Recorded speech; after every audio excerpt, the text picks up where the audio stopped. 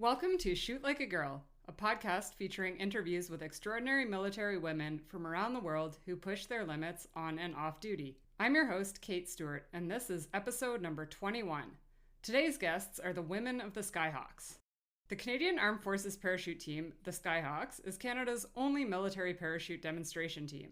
The team consists of both permanent members and temporary members from the regular and reserve forces. They act as ambassadors for the Canadian Forces at special events and airshows across the country. They're easily recognizable because their parachutes resemble the Canadian flag. This year, there are 3 women on the team. Cpl Jennifer Hart is an operator with CANSOF Com, Master Cpl Christine Kuizema is a Canadian Ranger, and Master Cpl Kazz Gallant is a combat engineer in the Canadian Army. If you ever get a chance, I highly recommend checking out the SkyHawks at one of their in-person demonstrations. Steady, steady, nice and steady. Light, hill, cover. I'm a steamroller, baby. I'm a steamroller, baby. Just a rolling down the line. Just a rolling down the line. I'm a steamroller, baby. I'm a steamroller, baby. Just a rolling down the line. Just a rolling down the line. So you better get out of my way now. So you better get out of my way now. Before I roll all over you. Before I roll all over you. What's your name and how long have you been in the Canadian Forces? So my name is Jen Hart, and I joined the Canadian Armed Forces as a naval reservist when I was 17 years old. So I've been in a really long time, over 20 years. And where did you grow up?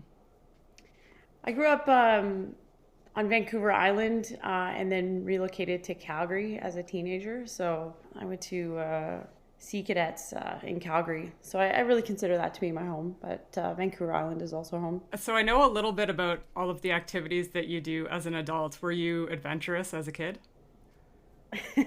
Yeah, I was pretty adventurous, and that's why my dad put me in cadets, was to kind of keep me corralled and keep me busy. Thought I would hate it, but I ended up loving cadets, and that's what led me to get into the reserves and then to spend my whole adult life in the Canadian Armed Forces, really. Was it your choice or his whether you did Sea Cadets or Army or Air Cadets? That's a great question because my dad's always been sort of an aviation fan. I'm not really sure why I didn't get into Air Cadets. I think that there was only Sea Cadets nearby because we were on Vancouver Island when I first started. So I think it was probably just convenience. The Sea Cadets was closer. Okay. And then, so how did you choose your trade when you joined the Naval Reserve? Oh, that was easy. I loved ships and boats and wanted to kind of know how they work and wanted to be involved in like how they run. So I joined as a bosun, and I loved being a bosun for the first couple of years. Was always involved in how, the ship coming and going and making it run and stuff like that. So it was great. What made you want to switch to port inspection diver? Physical fitness has always been extremely important to me, and I saw the divers getting more time for physical training, and I was like, I want that PT time. Yeah, because when I joined, it was you could do direct entry as a PID, but when you switched over, I guess, was there a requirement to do another trade first? Yeah, there was no direct entry PID when I joined, so it wasn't even a possibility. Yeah, I'm glad I started out as a bosun, sort of started at the bottom. I find as a PID, it's a great trade, but you don't really get the Navy experience. You don't sail. You don't get to do a lot of the... Well, I mean, you might sail on one of the dive tenders, but in terms of sort of longer overnight sails, you generally don't get to do that, and you don't get any sea time. Yeah, that's exactly right. I was glad that I had that sort of baseline, regular sort of Navy experience and got to do the... I don't know what the... OSCAB is what we called it at the time, like got to do the naval firefighting and stuff like that, and the big trips. Did you ever go on any deployments as a bosun? I didn't go on any deployments, but I did like the fishery patrols trips and went up and down the coast. What did you enjoy the most about being a diver? Well, that's a great question. I loved everything about diving. It's probably one of the best trades in the military. I learned so much about myself and about teamwork and leadership.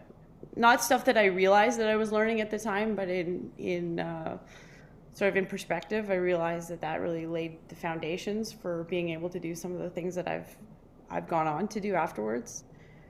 There was a moment where I was doing a search, an underwater search, and as a port inspection driver, you have a lot of lines on you. You have lines to the surface, you have lines to the search team, you have a search line. You have two search lines, actually, like one sort of showing you where to go and then one along the team that's searching. And I was using a full face mask that filled with water. The old Cressies? Cressy sub, yeah. The mouthpiece is in your mouth, so you can breathe even if it fills with water, but it's a very uncomfortable experience having water, like, slowly filling up, covering your face. So I had this moment of like where I wanted to just panic and drop all the lines and go to the surface, but I didn't. I stopped and decided to breathe. I'm like, what, I can still breathe. As long as I can breathe, I can manage this moment. And I managed to figure out a way to push back my head and clear the water and continue on with the search. And I think that was really like a turning point moment for me. That's that I can, I can breathe through anything and I can figure it out. So like there's that choice to find the mental space to figure things out instead of panicking and and running away from a problem. And so that was really a moment where I decided that I was going to keep doing things like scuba diving and in crazy conditions in the dark and stuff like that. Yeah, and we know that definitely underwater is the absolute worst place to panic. But those masks were terrible because I have a tiny face and I would have the same problem all the time. Like every dive I did would just have this water line sort of like just below my eyes, and it was so annoying. So I'm glad that they finally decided to get rid of those. Did you spend any time working full-time at the dive units, or were you Class B reservist mostly?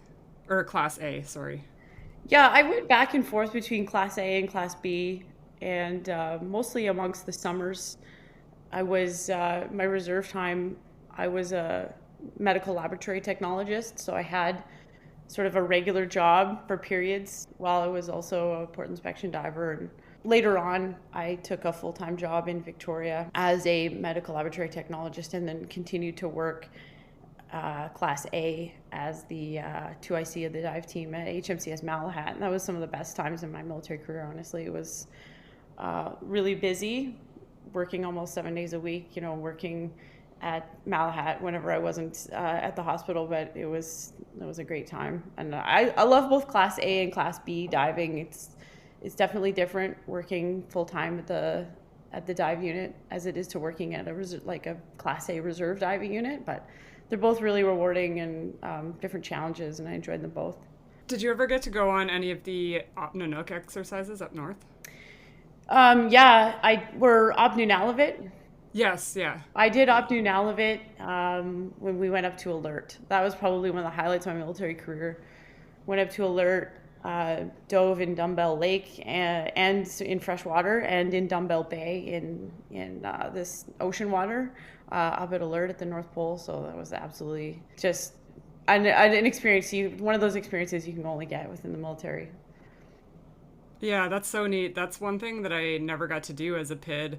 We were actually stuck in Trenton for a bit it was like a week or two waiting to see if these planes would be available, because I think they had all been retasked because I can't remember, it might have been the earthquake in Nepal, but there was some sort of natural disaster that was going on in the world at the time. So all of the planes got tasked to that. And then as we were about to go on this exercise, they were just sort of holding us all in Trenton, and they ended up sending most of us home. And then it was like just a very tiny team that ended up going up north. So I still haven't had that experience yet, but hopefully in the future.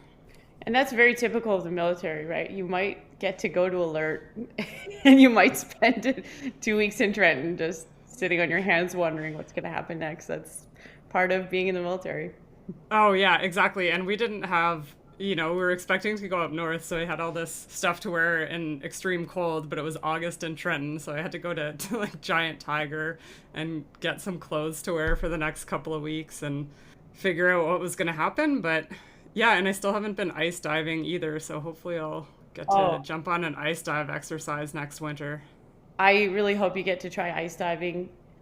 I've never felt claustrophobic before in my life until I went ice diving. And you realize that one mistake and you have just a little bit of uncontrolled buoyancy and your head's going to get smashed into the ice. So yeah, that was another sort of moment where I had to go, okay, I'm just going to keep breathing, and I'm going to, lots of people ice dive. I'm a competent diver, it's going to be fine, but you have to kind of take a moment to realize how sort of trapped you are under the ice and accept that. Yes, definitely. And for those listening, there are lines from the diver to the tenders in the hole, so it's not like we're freely swimming under the ice. Yeah, you're not going to get lost, but you are, you're sort of away from there. I just always have that sort of safety of like, if anything goes wrong in this dive, I can get to the surface on a breath of air, or, an extra breath or whatever. But when you're ice diving, that's not the case. So yeah, military diving in general is, I find, I did a lot of civilian diving before that, and then military diving is not glamorous, and a lot of the times you're sort of lucky if you can see your hand in front of you. That's like a good visibility day. But a lot of the times, it is good for getting us prepared for stressful situations down the road, because you feel like once you can get over those hard things underwater, then you can sort of face anything on the surface. Absolutely. And if you can accept the disappointment of being the person sent down to see if there's anything cool to see, and finding that, no, there is nothing cool to see here, and that was your dive for the day. You can do anything in the military. So how did you get involved in skydiving? So later on in my military career, I relocated to Ontario to join CANSOF Com, and Ontario was a bit of a struggle moving from the West Coast, where I had access to skiing and mountain biking and stuff like that. So I had saved up a bunch of money to spend a summer in New Zealand skiing, and a friend of mine was like, "Oh, you should come try skydiving. You never know. In the command, we might be asked to go skydiving." And I was like, I don't know if I can do that. I don't know if I can jump out of a plane. I should probably go and try it on my own, just to see if it's even something I can do. Because I've seen people, like you said, when we had the direct entry into port inspection diver, we had people join the trade who, it turned out, were not capable of scuba diving. So me and my friend went to try skydiving, and I did a tandem jump, and I was completely in the black. Didn't know what happened, so I was like, well, I need to actually do that again to actually know if I can do it, because I don't even remember it. So I went again, and I was very intrigued. My tandem instructor on the second jump was a search and rescue tech, and just like a really awesome human that I trusted. So I went on a third jump with him, or a third tandem, a second jump with him. And I had all that money in my bank account that I was supposed to go on a trip to New Zealand with. So I used it to sign up for the progressive free fall course, and just went down the rabbit hole of skydiving. And I've basically never looked back. I haven't gone more than a couple months without skydiving ever since. And that was in 2017. So what was the experience like when you did your first jump course, where you actually go out and sort of shimmy onto the side of the plane by yourself and let go? That's the progressive free fall course, where you learn to jump solo. So how did you find that compared to being strapped into an experienced instructor and doing a tandem? I don't actually remember much about it, to be honest. They prepare you really, really well. One thing I can say about skydiving, in the last decade, it's become much, much safer. Like, in fact, the numbers from the United States Parachute Association, the fatalities have dropped by a significant number in the last from the 70s, 80s, 90s to the 2000s and on the last 20 years because of several factors. But one of the factors that's made it really safe is how well we conduct the progressive free fall, or they call it accelerated free fall in the United States. So that course is now, there's a really good training program and it just prepares you really, really well. And so I don't actually remember being that, scared or intimidated or anything. It was a process, and, jumping out of the plane was the next step in that process. And I was just so excited to put everything into practice that had been taught. I think that I just went through it. I actually don't remember much about it until the very last jump in the free fall progression is a low jump. It's like what we call a hop and pop from 5,000 feet. I think mine was actually a little bit lower. I think it was more like 4,000 feet. That was scary because I like having the time and space of the higher jumps to sort of figure things out. When you do the low jump, you have to just exit out the plane. You have to be stable and have to pull right away. So I remember that being really scared of that. But yeah, I got through the PFF. And like I said, I also had a search and rescue tech as my PFF instructor. So that really put me at ease as well. Mm-hmm. And did you ever have any moments skydiving, since then, that were sort of a little maybe hairier, that you had to call on that sense of keeping yourself calm to work through the situation? Yeah, like almost every jump.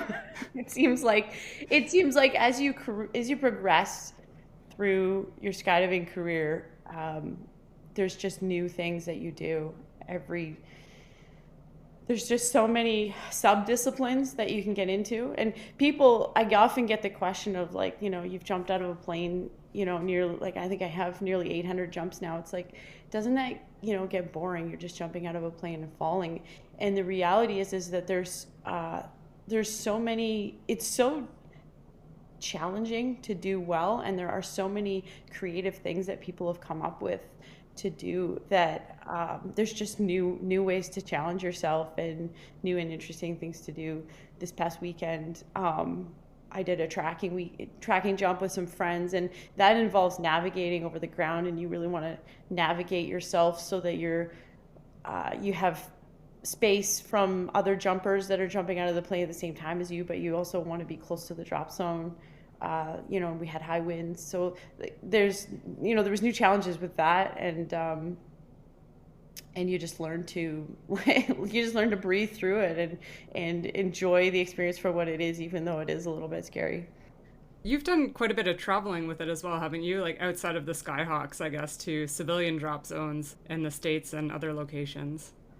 Yeah, absolutely. Like I said, I've never gone more than a few months without skydiving, and in Canada the reality is you have to travel if you don't want to get sort of if you go the whole Canadian winter without skydiving, that's a really long time, and a lot of people do that, but then there's getting back into it in the spring is takes a few jumps to kind of get your skills back underneath you. It's a very perishable skill, skydiving, so it's something that I feel it's much safer if you can stay on top of it. And I love to travel. So yeah, I've traveled all over the States and a few jumps internationally, and I hope to do some more in the future. And you've done those ones, I don't know what it's called, but like where there's a whole bunch of people, I guess, and you all sort of link up with each other. Big way. We call it extreme hand holding. Big way skydiving is, and I just was having this with a friend this weekend. He's saying, "Oh, it looks so boring, because you're waiting for so many people to join the skydive." But it really is the ultimate team sport because there's first of all so much money involved. Everybody's paying a lot of money for oxygen and extra altitude and really big airplanes, and organizers that are really skilled, and the pilots of these planes have to be extremely skilled to fly these planes in formation. So there's a lot going on in those big formation jumps, and everyone has to be on top of their game. And when you have 100 people all on top of their game executing, it's just so satisfying. So yeah, I love big wave skydiving, and it's also quite it's quite dangerous because the free fall where you're all together is fine, but then you have to break away and open your parachute. You have 100 people, more or less opening their parachutes and occupying the same space, and so it tends to be chaos. But I also enjoy the chaos part of it. So. Yeah, those videos, I've watched a few videos of the record-breaking attempts and things like that online, and it does look super cool, but it has to be, you can tell it just has to be so coordinated right down to the last second for that to go off successfully. If you ever get a chance, and if your listeners ever get a chance to, if one of these records is happening nearby, go to the drop zone just to hear the sound of that many people opening their parachutes at once. It's just the neatest sound ever. It sounds almost like a fighter jet. It's just all those parachutes just opening up. You just got to see it, and you can see those formations are so large. You can see them from the ground. So you go to the drop zone, lay on your back, and just watch all those people forming this really neat geometric pattern. It's a very cool experience. Hopefully they'll do one on Vancouver Island, and then I can go and watch. So when you started getting involved in your sort of skydiving journey, were you thinking right away that you would like to do the SkyHawks at some point? You know what? I wasn't. I'm going to be honest. I had no idea. Like many people, I had no idea the SkyHawks was a thing. My first sort of experience that the SkyHawks was a thing was seeing them at the air show in Trenton. God, I can't remember what year it was. Probably it was before I started skydiving. So probably 2016, there was a big air show in Trenton. And I saw that, and I remember seeing the try-by-side and going, wow, that's crazy. Those people are crazy. So it wasn't even thought that would be something that I would do. And then a couple of years after I became a skydiver, there has been a number of SkyHawks that have gone through my home drop zone of Skydive Gananoque, and I met some of those people. James Southam, he recently passed away skydiving, but he was the first person to kind of tell me about his SkyHawks experience and really sort of talk me into it. And I'm really grateful to James for telling me about his experiences, both the good and the bad. And he was right about everything. And so, yeah, I hope that, through this podcast and maybe through some of our shows this year, more people get to know that the SkyHawks is a thing, and especially military people, that this is an option for them. Yeah, that's one of the things that I sort of talk about on the podcast a lot is, for people that are adventurous or that want a little bit extra in their job, there are so many different little side things that you can do even while staying in your trade. Like if you feel like you need a break from it or you just want some adventure, like go do your jump course and set that goal of being a Skyhawk. Or there's so many other little courses and things that you can do.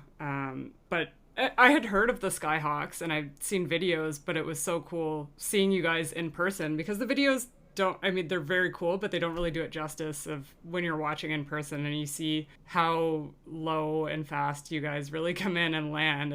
It's really cool.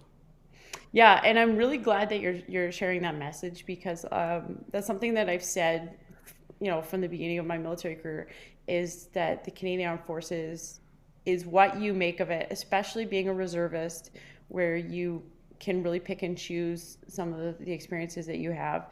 And you don't have to look at me. I'm on my third trade, and I'll probably do another one before my career is over. So, it really is a choose your own adventure. And people who say, the CAF is this or it's that, change it up. It's so big.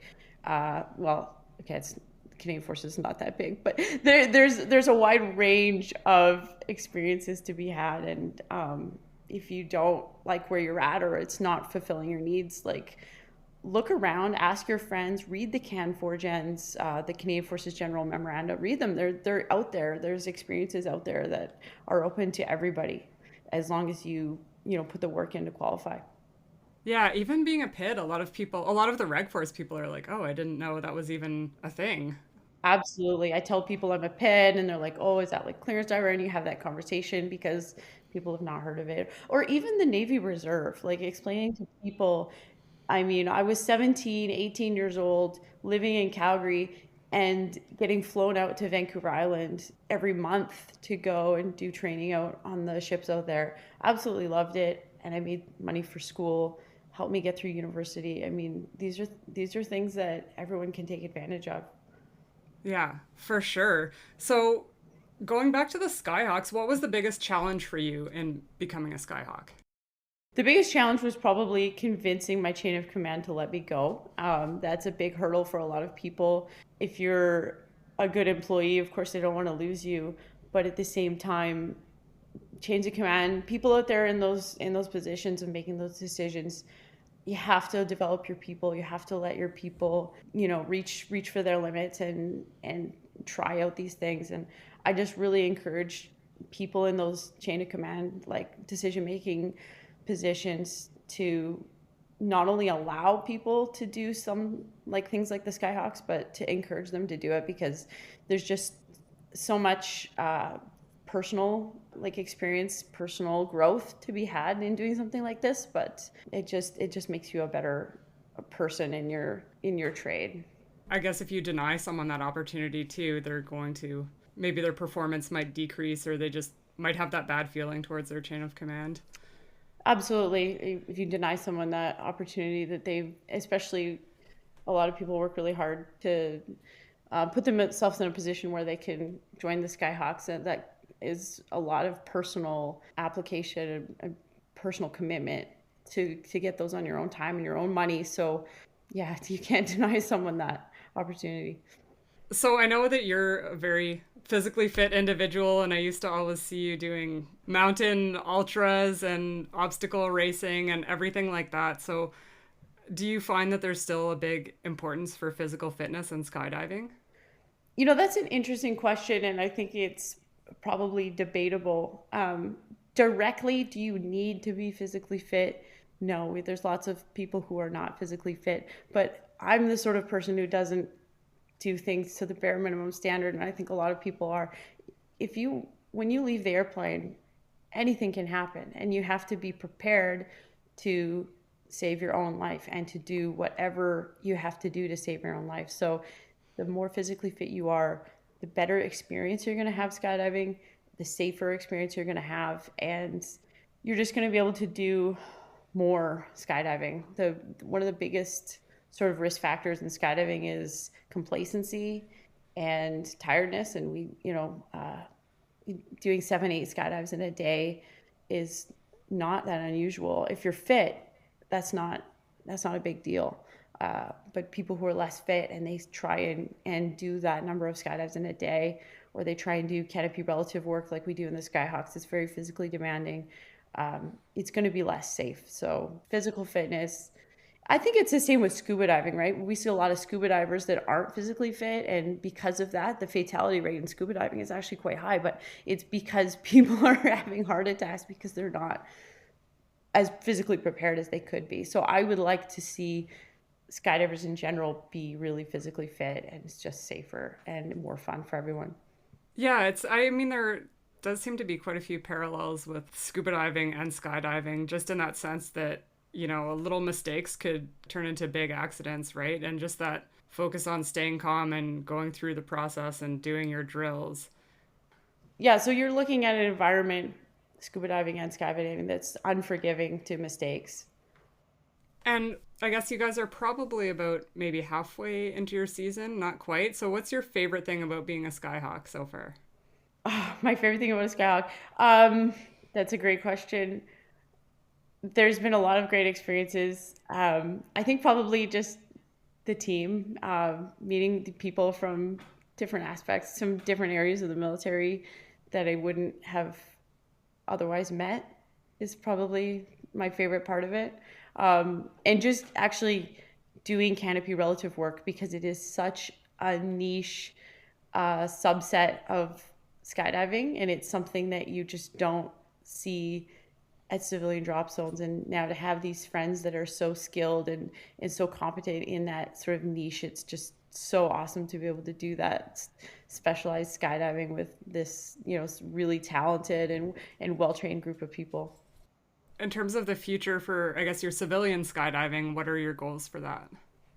My goals are we have a saying in skydiving that there are old skydivers and bold skydivers, but there are no old, bold skydivers. So my goal is to be an old skydiver and to continue to make fun, safe skydives for a really long time.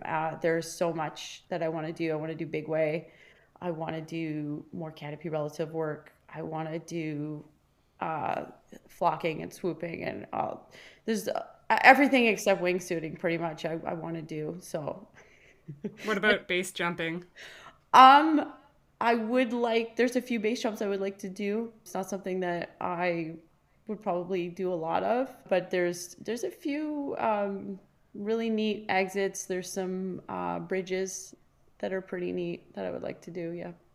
Those videos give me anxiety just watching some of those people do that online.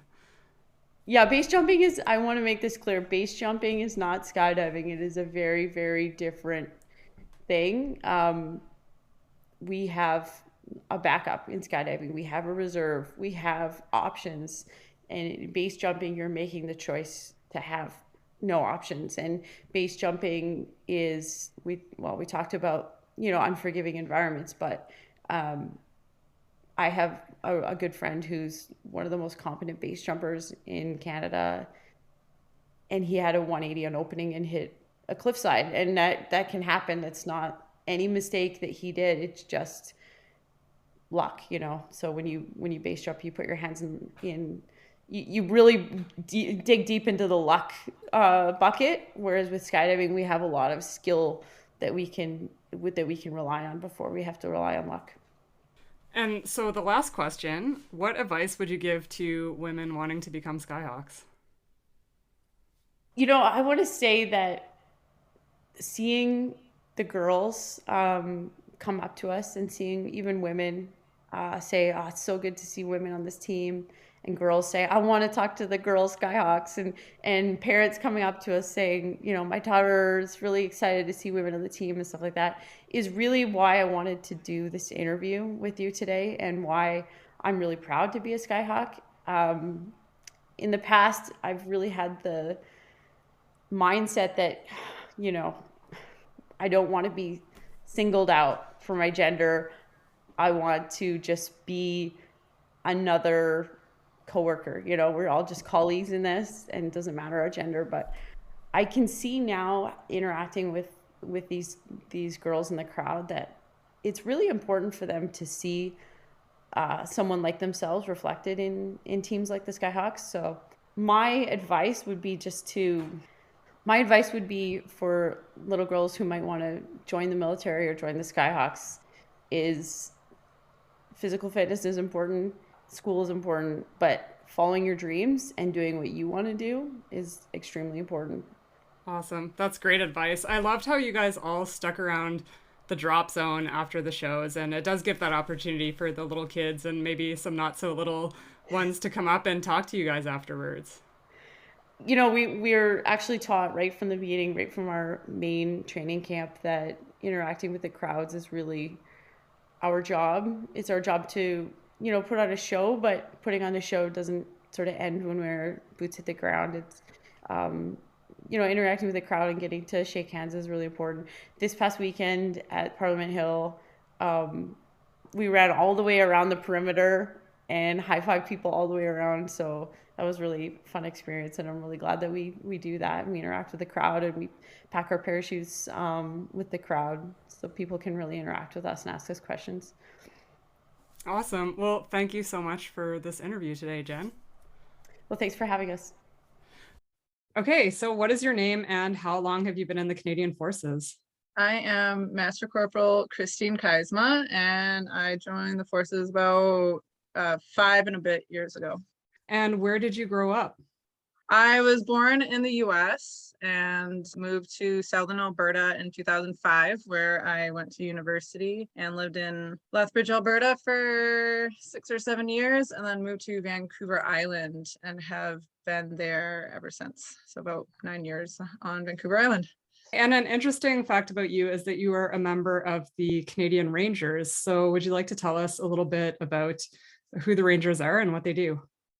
Yeah, so I am based in the Gold River Patrol, which is about halfway up the island. I actually live in Campbell River, but I've worked in Gold River doing forestry work for 4 years or so. And that's kind of what got me into it. The Rangers are a lightly equipped and highly mobile unit that are based in isolated and remote communities all across Canada. Any community that's over 100 kilometers from any Canadian Forces base, there will be a Ranger patrol there. So there's actually over 5,000 members across Canada. There's 5 different patrol groups. And in BC alone, there's 26 individual patrols. So we're everywhere, but kind of in the middle of nowhere at the same time. Awesome. Yeah, I never got a chance to work directly with the Rangers, but when I was at the dive unit on the East Coast, they used to go do dive exercises up north every year. So they would really work together with the Rangers, going out to these sort of remote dive locations on their snowmobiles and setting everything up and learning a few things from them. So that's an opportunity I wish I had. So maybe sometime in the Yeah. future. Yeah, and it's funny because like I'll go into places and people say, "Oh, you're a ranger. Oh, I've never been up north." And my response is like, "Me neither." I'm on the West Coast, and like we're all across Canada. So one of the biggest misconceptions with that is that we're situated in the Arctic and we're First Nations, and we take any and everybody as long as you're in a small community. I think one of the interesting facts about the Rangers too is that there's no age limit. Yeah, there is no age limit. So we'll get veterans from the Reg Force and reservists who move to our small towns, and they want some of that, a little bit of the Army feel, but they also want some of the backcountry, because we do a lot of backcountry survival, search and rescue, and natural disaster relief. That's kind of a lot of what we focus on. So it's really active and outdoors, and it still has a military component. So we get a lot of retired and veterans. Right. So what made you want to become a Ranger?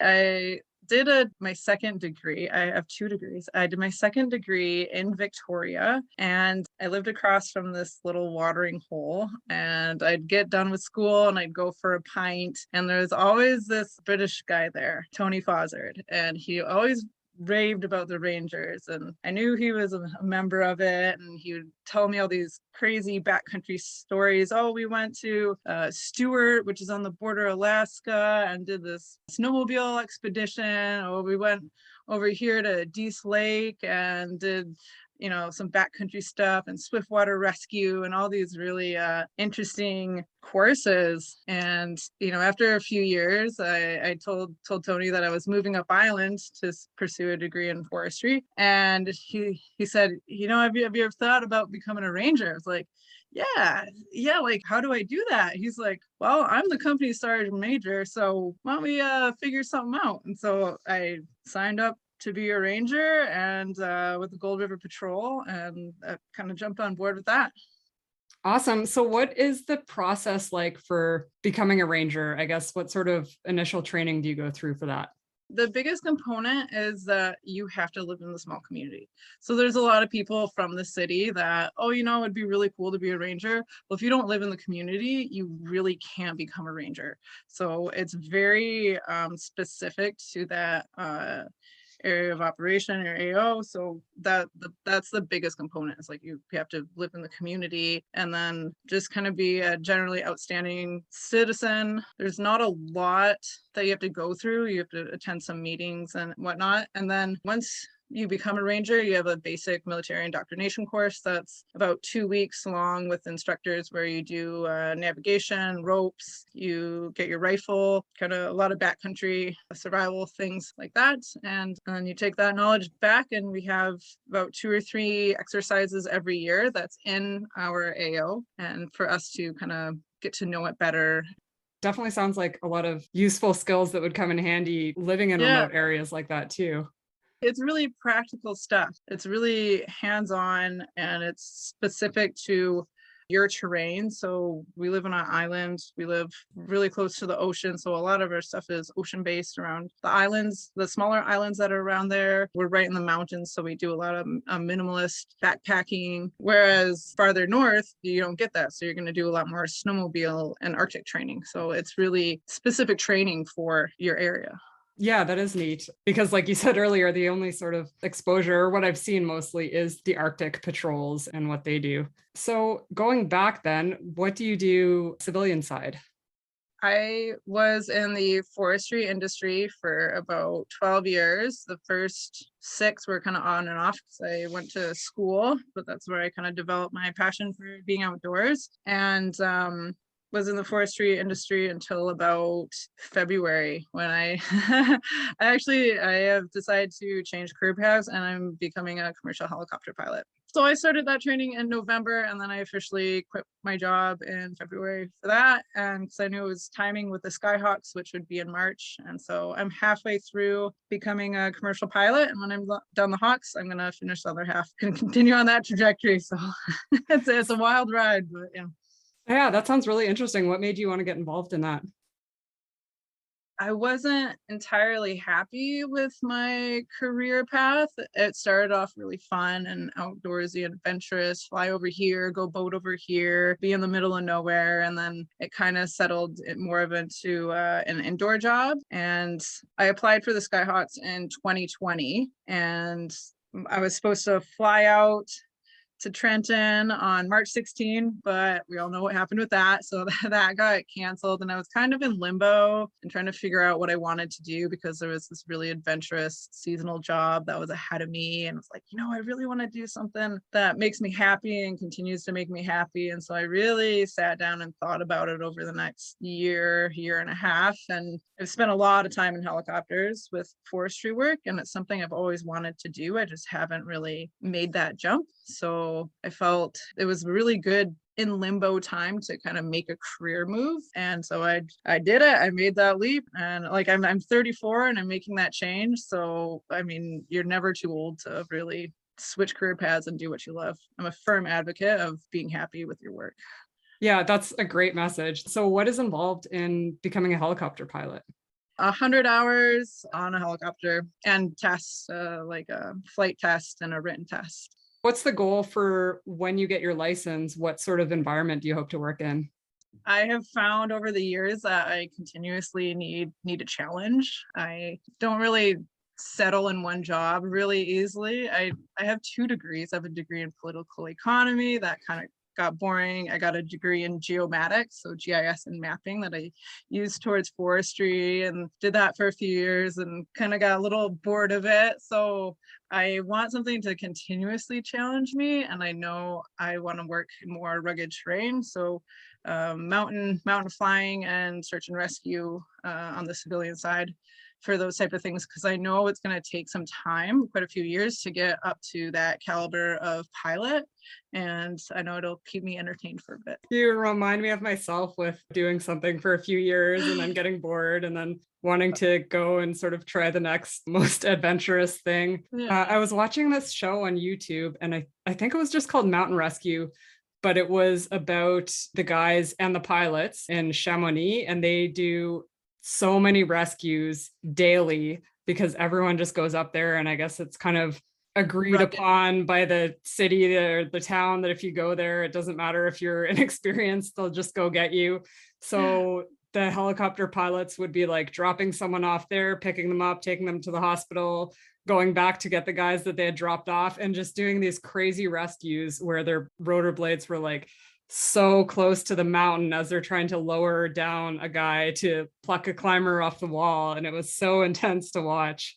Hey, yeah, that French terrain is definitely rugged. Yeah, something that keeps me on my toes for a bit. So.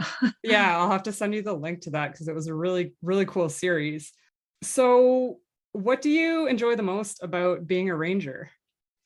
Getting to know my backyard better. So Gold River is situated really close to the ocean. It's right in a beautiful mountain range.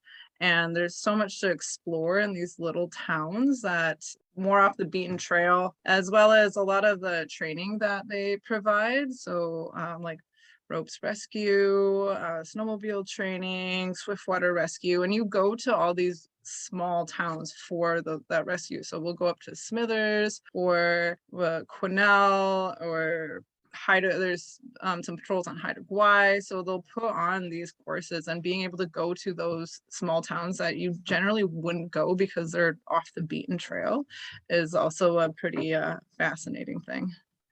That's really neat, and also an awesome way to see your province or wherever you're from. You know, I've lived in BC for the past few years, but I haven't explored enough of it. And some of that's due to COVID, but the other half is just me being lazy, maybe.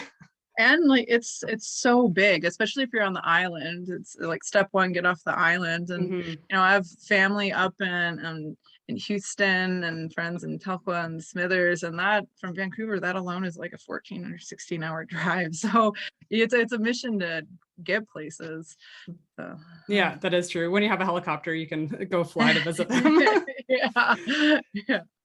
Have you been called to help with I know in BC lately, we've had a lot of fires and floods and natural disasters. Is that something that the Rangers help with? Yeah, so I think we had our first Op Lentis, our first like domestic operation in 2017. And I got called out onto that.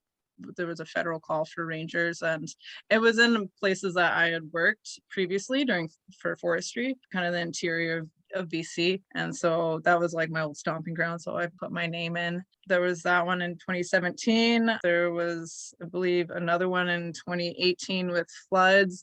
A lot of like major natural disaster relief. The Rangers are there as support, as well as kind of larger search and rescue. So a lot of plane crashes up north, some marine-based stuff to assist Coast Guard. Yeah, it does seem like that happens a lot in BC. Or you're always reading about smaller planes going down or little boats overturning. Yeah, and like they'll go down in the middle of nowhere, and they'll call Rangers because they're like, oh yeah, we know where that is. Oh, this is the best way to get there, and you're gonna not want to go to this way because that bridge has been down for years. You'll want to go over here. So that's kind of one of our bigger roles, is assisting with a lot of these remote disasters. So moving into the skydiving, how did you get involved in that? Also something I always wanted to do. And when I did my second degree, I was like humming and hawing. I really want to skydive, but I really want to do this degree. What one do I want to do? So I did my degree. I started my own forestry contracting company, and then I got into skydiving. So I got best of both worlds in that sense. So I started skydiving just over 4 years ago in Campbell River on the island. It's a great drop zone. The drop zone is actually the only veteran-owned drop zone in Canada. They have a really amazing event going on in July. It's called Operation Pegasus, and it's there to support veterans and first responders. But yeah, I learned to skydive in Campbell River and then took it all over, been down to Mexico, Florida, California, Arizona, across BC. Yeah. So you just got hooked as soon I as just you got started. hooked. Yeah. I knew I would. It was something that I wanted to do. I really want to do this. I really want to do this. And so I did my first jump, and I was like, that was amazing. You know, I'm going to continue to do this. And, you know, I worked really hard to kind of sustain it, because I'm not going to lie, it's not, you know, the cheapest sport, but I started working part-time at the drop zone as well to like keep some jumps coming. And yeah. I was actually just up there a few weeks ago to do a tandem jump, and I met Tim Turner, aka Gania. He goes by Army Sergeant Major on Instagram, and it was while you guys were doing the SkyHawks tryouts. So I was saying, oh, I know one of the girls who's trying out, because that was Jen. She used to be a port inspection diver, and then he was saying that you were down there trying out, and then I saw, I think, an article about you in the Lookout. So that was really neat. Yeah, Gunny's the one putting on the Op Pegasus thing. Campbell River is such a beautiful place to jump. Like the views are absolutely insane, and same thing with Skydive Vancouver Island. They're both absolutely beautiful. Yeah, it's gorgeous. You've got the mountains on one side, and then the water, and then more mountains. And I'd love to do the whole thing and get certified. But like you said, it's an expensive sport, and I tend to always get involved in expensive hobbies for some reason. Yeah. So how long did it take you to get enough jumps to try out for the SkyHawks? So with the SkyHawks, they want a minimum of 50 jumps and or your A license on the city side. I got that within the first year that I started skydiving, and then I started to acquire interest over the next 2 years. There's SkyHawks that jump where we jump, and I just kind of picked their brains on pros and cons. And yeah, the more I asked about it, the more it seemed interesting. And the Rangers are a subcomponent of the reserve. So I wasn't entirely sure if they took Rangers because we're a bit of an anomaly. So I emailed the SkyHawks and I don't know, maybe September 2019. It's like, hey, I see you take reservists. Do you take Rangers? And a day later, they're like, let me get back to you. I think so, but I just want to double check. And so a few days went by and I get an email back and they're like, yeah, we take Rangers. Ottawa would love that. I was like, oh, sweet. Let's sign up. And so it was for me it was fairly easy because you have to go through your chain of command, and if they give approval, and being the first Ranger to do it, they were super gung-ho about it. There wasn't any hesitancy, whereas people who are more specialized, they're a bit more hesitant to release those members to the SkyHawks. Yeah, I suppose if you're in a full-time position where you're really needed and then they're letting you go for that full season, it might be a little more difficult. Yeah. So I think in that sense, I got quite lucky with it. So by the time you tried out, how many jumps did you have? I had probably 200 jumps. Because I look at that sometimes and I'm like, oh, 50 jumps, it's kind of sounds like it would be tempting for someone to do. But then on Saturday, that was the first time I actually saw the SkyHawks perform in person. And I'm like, that's some high speed stuff. Like it seems obviously very intricate and you have to be very proficient. So do you think that it's a good idea for someone to try after 50 jumps, or do you think like they should really sort of get a few more under their belt? Yeah. So when I first went in there, I was like, 50 jumps, okay, like I'll be surprised. There's like 2 SkyHawks who had a bit lower jump numbers. They weren't 50. They were closer to 100, but they went in a bit more. They didn't have any bad habits that people develop, so they're a bit more palpable in that sense for training. So, and they didn't, have that kind of like, I'm a skydiver, I'm kind of badass. They didn't really have that ego with them that sometimes people can get. So in that sense, they're just as easy to train because they're learning something new, whereas some of us had like bad habits formed and we had to work through those bad habits and how we thought it would be versus how it should really be. So in that sense, I don't really think like the jump numbers really made a difference. We're all learning a new discipline. Aside from the people who had been there before and done it, most of us haven't really done canopy formation work like this.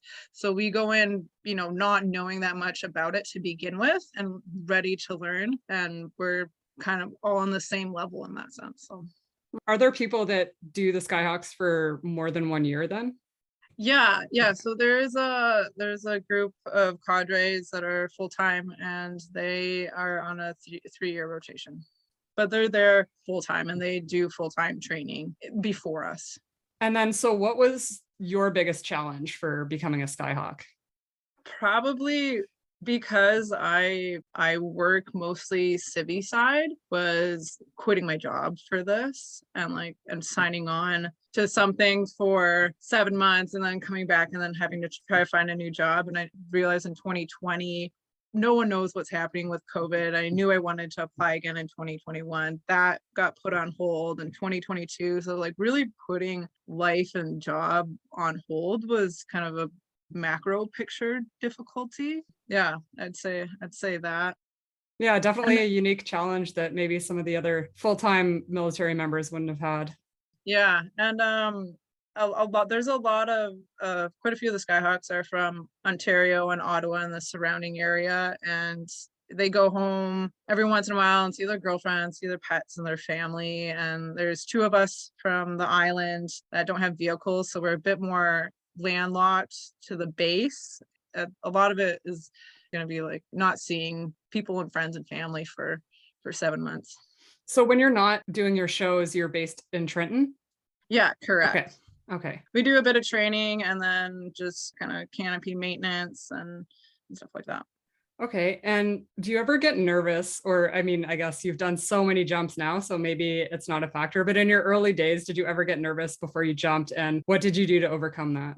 So I think nerves are a natural part of it, and I feel like being nervous is almost healthy because it keeps you in check. Complacency kills. So once you start just being all relaxed about it, you can kind of let some things slide, and those things, the small things can compound and become detrimental or fatal. It's still an extreme sport, and there's a lot of safety measures. There's so many safety measures in place, and fatalities are at an all-time low. But every morning, right before we jump, we go through our emergency procedures. Every morning we do this and do safety precautions. We do jump master checks. There's a whole series of things you do before you actually get in the plane. So that kind of leaves a bit of nerves in that sense. But I also, at the end of the day, I think a little bit of healthy fear keeps you on your toes. Tell me about the importance of physical fitness in skydiving. Do you guys do any specific training for skydiving? There's a fitness test coming into SkyHawks that you have to pass to make the team. We all passed that. Throughout the season, you still want to maintain health and fitness. It is still a physical sport. You don't just sit in your harness and pull on your toggles here and there. It's a lot more than that. It's like a full body workout as well as a mental workout. Throughout the season, we work out and we run. This year, they're trying to develop fitness plans that they can apply for next year. So we're going to start wearing heart monitors to monitor stress levels and heart rate and stuff like that. And they're going to take that data and apply it to fitness regimes next year. So this is a really cool opportunity for us to be the fitness data guinea pigs in that sense. Yeah. Yeah, really interesting. So what is your position on the team? So I fly a giant flag. There's a giant formation in front of me, and I either fly a 450-foot square flag with a 30-pound weight below it by myself, or I have another person stacked on top of me that's piloting me. And I'll take that position, or else me and another person will be escorts to a giant formation in front of us where we have smaller flags and we're on either side of the Canadian T formation. Okay. And then do you keep that position for the whole season? Generally, yes. Our jump that we're doing tomorrow, I'm going to be flying the flag underneath the Canadian T. So it's kind of like a 3-stack, and then the 2 on top go into parabatic grip so that their canopies are side by side above me. So it changes a bit, but generally flying the big old flag. Awesome. Yeah, I got a great picture of you from this weekend with the big BC flag. So I'll post all of the pictures that I took on the Instagram so that people can see those and sort of get a picture of what you're describing here. I thought it was so neat. That was my first time seeing it, and I was so impressed. And so the last question for you is, what advice would you give to women wanting to become SkyHawks? Just go for it. I mean, it's 2022. I almost feel like these questions shouldn't be asked anymore. Just go for it. It's like sometimes like body composition comes down to your position on the team, but we have, there's smaller men as well that are the same size as us. So it's almost not even like a male, female, whatever gender you associate with. It's not down to that as much as you'd think. It's a really open and inclusive network, and there's a lot of modifications that they do for us tinier people. So they know that not everyone's the same. Awesome. Christine, thank you so much. Yeah, we'll just jump right into it. What's your name and how long have you been in the Canadian Forces? My name is Kazz Gallant. I've been in the forces since June of 2006, 16 years. And where did you grow up? I grew up in Quispamsis, New Brunswick. It's a little town about a half hour east of St. John, New Brunswick. So what made you want to join the CAF? So I grew up in a household that was very immersed in flight. Everything was about flying. So I actually joined to be a pilot. And, as soon as I heard what a fighter jet was when I was knee high to a grasshopper, that was like, goal. It's going to happen. That's not what happened, but that's what I wanted to happen. Were you in air cadets or anything like that? Yep. I joined Air Cadets when I was 12. I got my sailplane license through them. I started flying paragliders when I was 11. I don't even know how old I was when I first kind of learned about the military and the Air Force and decided that's what I was going to do. That's all I can ever remember wanting to do. Did you have family members in the military? Nope. Well, my grandfather joined. He lied on the age and cheated on the eye exam to join for World War II. Then that got found out when he got in a motorcycle accident. So he ended up getting kicked out and joining the Merchant Marines. But that was the only family member that I had contact with who had any relation to the military whatsoever, I guess. Okay. And so what trade are you? I am a combat engineer now. Did you join as a combat engineer? No, I joined as a pilot. It's a bit of a convoluted career path that I took. How did you end up going from pilot to combat engineer? So there's a 1-week course called air crew selection that you're supposed to take before you even join the military to see if you're suitable to be a pilot. When I joined, I applied to go to Royal Military College. You have to be an officer to be a pilot. You need to have a degree to be an officer. So I was like very goal oriented and I knew what I wanted to do and this is how I was going to do it. So I signed up for RMC, got accepted, but they had no spots left on air crew selection before I joined. So they said, you can sign on the dotted line and we'll send you on air crew selection afterwards. Then I failed air crew selection. And the only way to take that course again is to get your private pilot's license, or if you already have your private pilot's license, get your commercial pilot's license, and that costs about $10,000, which was way beyond anything I could afford at the time.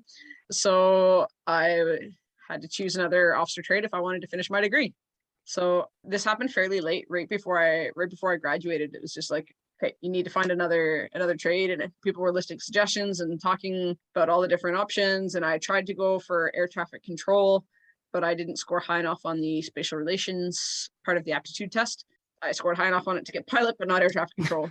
Like I'm very much a physical kind of athletic person and fit. So people kept talking to me, oh, why don't you go combat engineer? And infantry had been actually my second choice when I joined. And then it started telling me about explosives. And it's like, oh, sure, that sounds kind of fun. But it wasn't really till I was in the trade that I understood more about what they did. And I really am glad I chose that trade, you know? Right. So what does the training look like to become a combat engineer? So you start off with your same basic military qualifications as all the Army gets, and then you go into your trade specific qualifications. Starts with your DP1. Combat engineers are kind of the jack of all trades of the combat arms. So we have a lot to learn in our DP1. It covers building bridges, clearing minefields, like explosive threat hazard stuff. So learning to search for IDs, search occupied and unoccupied buildings, search personnel and vehicles. We work a little bit with heavy equipment as well. So part of our DP1 package covers a little bit of road repair and runway repairs. And there's a lot of PT, a lot of physical training, a lot. We are expected to be the first people on the ground in a lot of places. So we move with the infantry, with wherever our forward forces go, and we carry a lot of extra gear beyond what they have to carry. So you've got to be pretty fit, but it's certainly not an undoable task for anybody at all.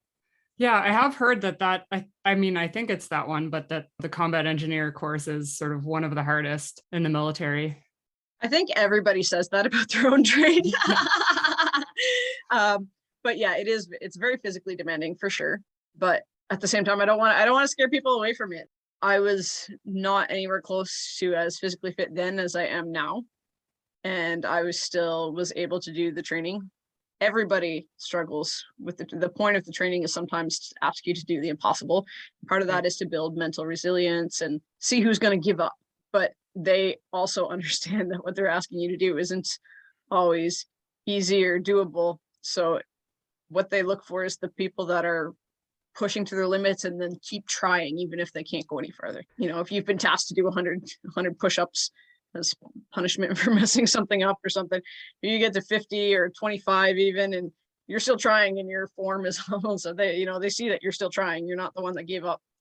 So growing up, were you athletic or were you someone who went to the gym or anything like that? I wouldn't say I went to the gym per se, but I was extremely athletic. I played rugby, soccer, snowboarded, I played a little bit of like badminton, I did track and field, I paraglided, pretty much every sport under the sun, I tried it. Good athletic background to go into that trade. Exactly, yeah. Okay. Yeah. So what do you enjoy the most about your trade? Honestly, I think one of the most rewarding experiences I've had with my trade was this past summer. We got sent to BC to help fight the wildfires. It really was rewarding. I felt like I was helping my fellow Canadians and actually doing some good. So I think that was honestly my favorite part, even though it's not really trade specific. All of the regiments in Edmonton we were on a cycle for what we call the immediate response unit. That'll respond if there's some sort of natural disaster or when COVID hit and they needed hands to help distribute vaccines and stuff. There were different units that were on the immediate response unit. But we have our turn, probably about 4 months of the year. Yeah, so going to fight the fires last year for a month was probably one of my favorite parts, even though it's not super trade specific. When it comes to trade specific stuff, while I have one deployment, it also wasn't necessarily trade specific. The training, I really do enjoy working with the explosives, explosive breaching, which is like creating an explosive entry into a building. It's probably my favorite part. Very exciting. But yeah. Now that you mentioned the wildfires, I feel like, did you do an Instagram takeover for the soccer team? Maybe? I did. Yeah. Yes. Okay. I was thinking that you looked familiar. And then when you said that, I'm like, that sounds familiar. And now I'm like, oh, okay, that's where I recognize you from. Yeah. So yeah, I play for the CISM soccer team, which is the national military soccer team. And we were trying to spread some kind of awareness of what our teammates do on a day-to-day basis. And I happened to be fighting wildfires when they asked me to do my turn. So that's what I got to show people. Yeah, well, that was really neat because people see like, okay, these people are going to fight the wildfires, but then that you got a really good idea of what you actually do and what's involved in it from just watching those little feeds. So I think it's super cool that more organizations within the CAF and sports teams are getting a little more involved in social media so that people can see those kind of things. Yeah, absolutely. So you had mentioned your deployment. Was that to the wildfires or was there another deployment that you did? I was deployed to Latvia in 2020. Okay. I left 2 weeks before the world shut down for COVID. Oh, okay. But yeah, so I was part of a security team. There was a new headquarters being built in Riga for Canada, and I was part of the security team monitoring the civilian contractors who were building it. Normally on deployments, people can sort of travel around and see a bit of the city, but what was that like during COVID times? So for the first 2 weeks, we were able to do that. So I saw a lot of Riga, and I even took a bus to Sigulda and tried bobsledding. Pretty cool, pretty awesome opportunity. And then the next day the base shut down. We were confined to base, so we didn't get off much after that. But we were allowed to do PT off of base. So there were some beautiful running trails there, and we could sign up mountain bikes. We biked to the beach that was 13 kilometers away and go for a swim and bike back. But PSP staff did an excellent job of making sure there was a lot of activities on the base for us to keep us occupied. They made us an archery range. They would do trivia nights and bingo nights and movie nights and all sorts of things. They'd arrange like scavenger hunts for Easter and just always coming up with little activities. So as long as you were ready to put your foot out there and go partake in the opportunities that were presented to you, there was always something to do. It's interesting. I went to Ukraine just for a couple of weeks in June, but our interpreter had been there the year before and she wasn't even allowed, like she had family in Poland and she wasn't allowed to go see them when she was there before, everything was shut down. And then we got over there and things were still pretty shut down in Canada to the point where we had the arrows in grocery stores and stuff. And then we got there and the first night there's like giant street parties and no one's wearing masks and we were just like, oh, this is super weird. But then at the end of it, we're like, oh, okay, yeah, it's no one cares over here. Yeah, they enforced the social distancing still. Like our lines in the mess hall had the spacing and whatnot. But overall, I had a full gym that I had access to while everybody else was back in Canada locked in their houses. Yeah. If anything, I guess you'd come back from deployment like super fit with all the PSP activities. Yeah, I came back jacked. Awesome. How long were you there for? 5.5 months, I think. Okay.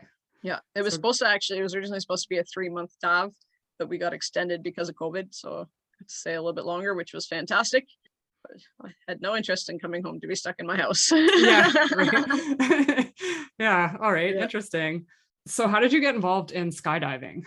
Like I mentioned, I grew up in a family that was very immersed in flight. I had, aunts and uncles, even my grandfather used to skydive, but I was actually never brought up around a drop zone. But because of that, it was just was always in my head that I was going to skydive someday. I started flying paragliders when I was 11. I loved flying. I loved being under canopy. I got my sailplane license when I was 16. And then when I was in university, a friend of mine lived a couple kilometers away from the drop zone that was about 30 minutes from the university that I didn't even know existed. And she invited me to come for a skydive. And I almost didn't go because I had to go tandem. So no, I want to jump with my own parachute. But she convinced me, and it was the best decision I ever made in my life. I went and I did my first jump, and I got back down and I was like, here's the rest of my money. I'm going for another one. I did my second jump and I was still just like beaming when I got to the ground. And I was like, all right, I need to do this again, and I don't have any more money. So the drop zone owner's son was like, we need some packers. We can teach you how to pack. So teach me now.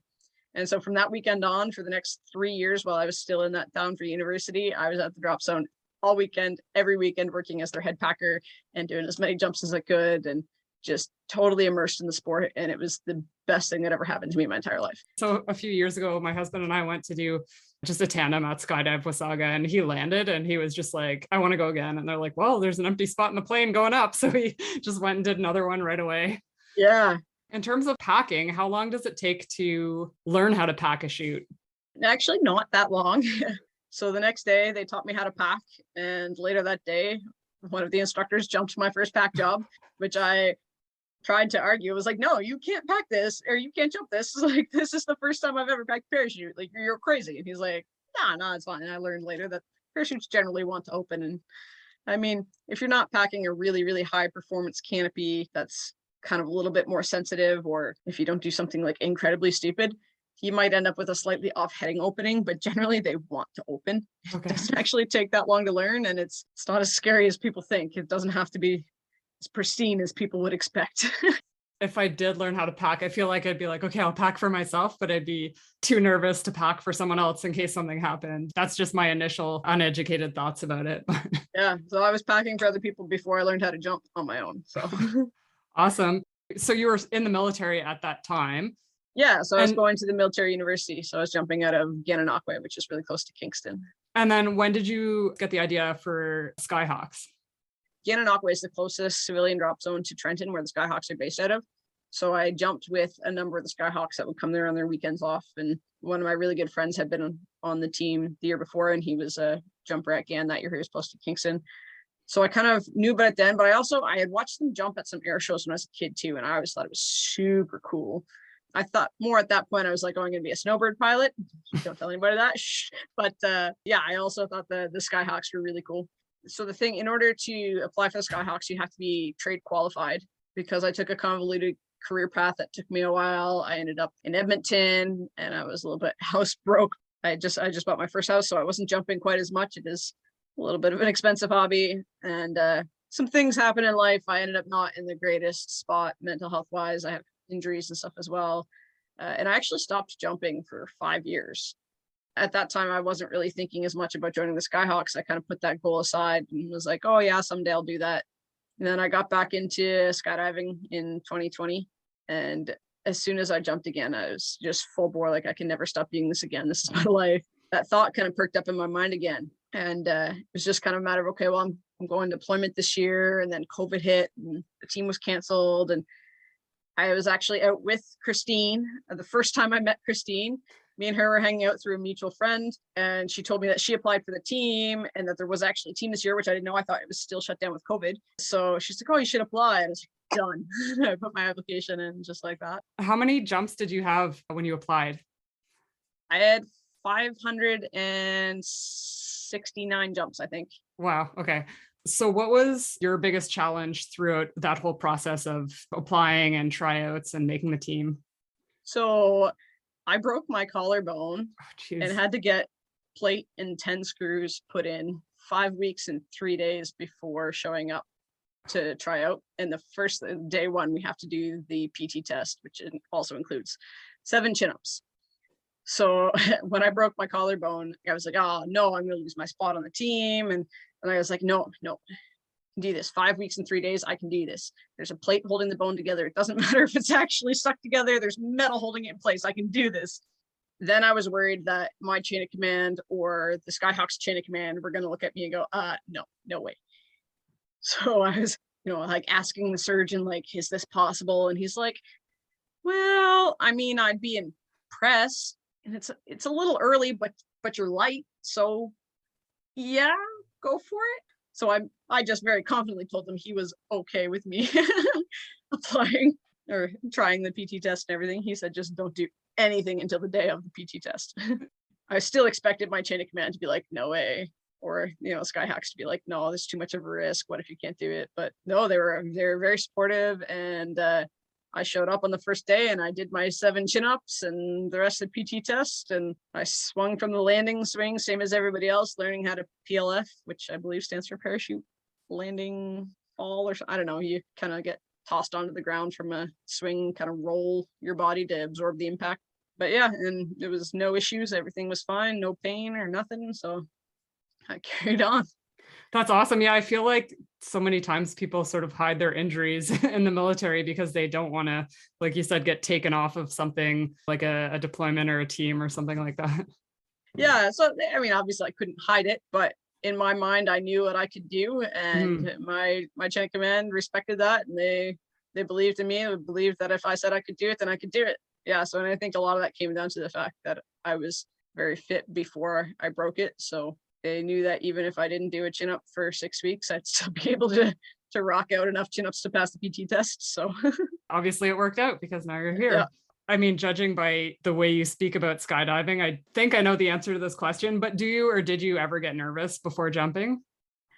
I was definitely a little nervous before my first jumps on my own. And recently, like the first time I jumped with our flag rig, you're trailing a 450-foot flag with a 30-pound weight attached to it. And it's like, I don't know how far down it hangs, but it's a ways below you. So it really changes your dynamics of flight and how you have to flare. And so that made me a little nervous. And then going up before a show and, especially going a show where the landing area is fairly restricted and stuff. Yeah, I get a little bit of nerves, but mostly I'm just really excited. Yeah, I was telling Christine, like, seeing you guys on Saturday, that was the first time I had ever seen the SkyHawks perform in person. And it was such an awesome show, but I was surprised at, I mean, it's such a small landing area to, and we actually went from there at the legislature to Topaz Park later that day, which was a considerably more restricted landing zone. But we go there ahead of time and we kind of do a recce from the ground and we look at where all the obstacles are, where it's safe to approach from, and where the outs are if you can't make it back to that landing field, where's a good safe place to land. So we do our due diligence and do our safety procedures and make sure that we know what the situation is. We don't just jump blindly into a restricted spot that we aren't sure of. We know before we go that we can land there. Right. I was also surprised at how close to the ground you guys sort of break up the formations and then just sort of swoop in and land. Yeah. So I love that. With my formation, I'm part of what we call the 3-stack drag, and I get to be the one that flips upside down, which I love because I spent my entire life being a monkey trying to hang upside down off of everything I could. So we go into that 3-stack drag where I hang upside down, and then when the top person breaks off, we go into a 2-person down plane that's moving towards the ground at 65 miles an hour, and we break off at about 500 feet, which gives us just enough time to turn in and come on final for a landing. And it's exhilarating. It's so much fun. I love it. Yeah, I mean, yeah, when I watched it, my first thought was like, okay, this has to be on my Canadian Forces bucket list of things to do some year. But I got some really cool pictures of you upside down too, because I borrowed a camera with a giant lens. So some of the pictures actually turned out pretty well. Awesome. I'd love to see them. In Edmonton, like, what would be your home base or your home drop zone there? I actually jump out of Bicyker. Okay. It's a drop zone we call Sexy Skydive Extreme Calgary. Okay. Yeah, it's about 30 minutes outside Calgary. So I drive the 3 hours there every weekend. It is an incredible drop zone. The community there is undescribable.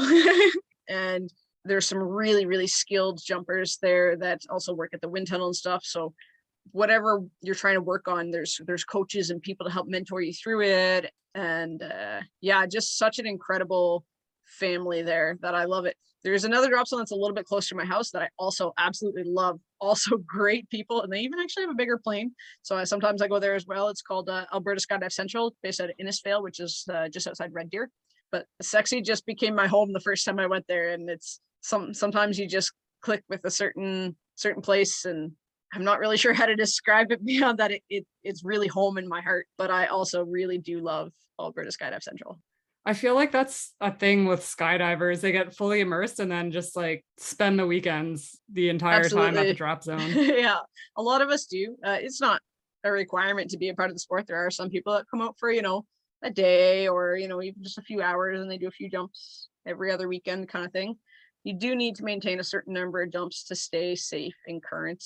So if you're not jumping often enough, then it's hard to progress your skills, and it's hard to really be current and safe if you want to start trying new things. If you stick to the basics, you're probably all right. But I just always want to progress. There are so many disciplines in the sport of skydiving that people don't even know exist, because who would think about the differences between flying like head up or belly to earth or head down or at an angle versus wingsuiting. And then there's swooping, which is your like high performance, high speed landings. And I've probably missed several disciplines in there. Oh yeah, crew. That's what we do as SkyHawks with the canopy formations. So it's impossible to be an expert in all of them. There is always something to learn and something to challenge yourself with, which is one of the things I love about the sport. You never know it all. And so what are your goals? Are you someone who's going to get into like the wingsuit side of it, or what's next for you? My goal is to do everything, but I just said that can't. Most of what I do is free flying. So I've been working on trying to perfect my head down flying lately. I'm pretty decent flying head up, but my head down flying is not that great. So that's what I've been working on as a goal lately. But I do plan on doing my first wingsuit this summer, because wingsuiting is also pretty cool. And now that I've tried some canopy relative work with the SkyHawks, I really do enjoy it, and I plan to do a bit more of that with some friends outside the SkyHawks as well. So that's another goal. And I want to get into base jumping. Yeah, I was just going to ask if base jumping was on the list of things to do. Absolutely, it is. Yeah. So, and do you mostly just jump in Canada, or have you traveled around to different drop zones like in the States? Yeah, I jumped at Zephyr Hills a couple times in the States. They do a pretty awesome Christmas, New Year's boogie. There's always a huge influx of Canadians because we obviously can't jump. Our season usually ends here in October, around the end of October, and opens up around the end of April. So yeah, I've been to Z Hills a couple times, but I've also jumped in Italy in a couple drop zones, which was one of my favorite skydiving experiences ever. And it really just goes to show the worldwide community that we are as skydivers. I showed up on an unknown drop zone halfway across the world unannounced, and it was immediately, I was part of the family. So yeah, they were probably like thrilled to have someone from Canada show up. Oh yeah. Yeah. Really neat. That's so neat. So what advice would you give to women wanting to become SkyHawks? First, I would say that it's absolutely a doable goal. Don't be scared of it. Don't be shy of it. If you are interested in skydiving, you need either 50 civilian jumps in your A license or your military crew fall course. Well, 50 jumps is not a lot of experience civilian side. When they take you to California and we do our training camps, we get a lot of jumps. It was about 100 and I think we got about 130, 135 jumps in for our camp, but we got a lot of weather days, so it's less than usual. And we had other people on the team that had under 100 jumps, and they excelled. They did super well. The training is incredibly well delivered. And it's an awesome opportunity to be an ambassador for women in the military, an ambassador for women in skydiving, and an ambassador for women on the SkyHawks team specifically. There's nothing that we can't do on that team. All the women were pretty popular on Saturday with everyone wanting to get pictures. And it was pretty cool to see all the little girls going up to you guys and wanting a picture. Yeah. And it's exciting to see little girls excited about that kind of thing. When I was a little girl, I was kind of the oddball out, where I was the one who wanted to, climb all the trees and jump out of them and do all that kind of stuff. But you don't have to be a super adrenaline junkie, badass, who's crazy fit. That's not a requirement to be a skydiver. That's not a requirement to be a skyhawk. As long as you've got, your head on your shoulders and you're interested in it and passionate about it, do the jumps that you need to apply. You guys go down to, is it Skydive Paris? Yeah, Skydive Paris Valley in California, which is a beautiful place. And the drop zone there has been working with us since 1989. They are huge assets, and they work really well with us. And we spent 5 weeks down there. Awesome opportunity. I'd never been to California before, actually. Yeah, I saw on, I think it was the SkyHawks Instagram that you guys were doing up to 8 jumps per day there. Yeah, actually, I think there was one day we even did 9 or 10, but usually we're supposed to do 6 to 8, but we had so many weather days. We just had the worst of luck for that this year. So we had to do a few makeup jumps sometimes. And yeah, it can be tiring, but I just find it so exciting. It's hard to be tired.